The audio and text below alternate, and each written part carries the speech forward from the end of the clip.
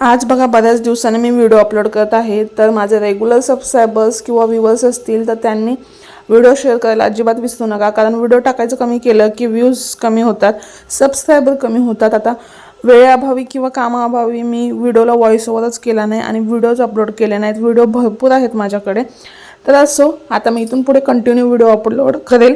तर आज पप्पांनी म्हणजे काल पप्पांनी रात्री गावावरून येताना ही गावाकडची मक्याची कणसं आणली होती। ही जी स्वीट कॉर्न नाही आहेत, आपली कणसं नॉर्मल कणसं आहेत। तर कोवळी होती म्हणून मी सगळ्यांचे सालं काढून घेतले, कुकरमध्ये मोठ्या कुकरमध्ये टाकली, पाणी टाकलं, ती बुडतील एवढी मीठ टाकून घेतलं 2-3 चमचे आणि कुकर लावून मस्त 5-6 शिट्ट्या करून घेतल्या। छान अशी मक्याची कणसं शिजतात अशा प्रकारे केल्यावरती। पातेल्यामध्ये किंवा कढईमध्ये जास्त टाइम लागतो, थोडे असतील तर आम्ही पातेल्यामध्ये किंवा कढईत लावतो।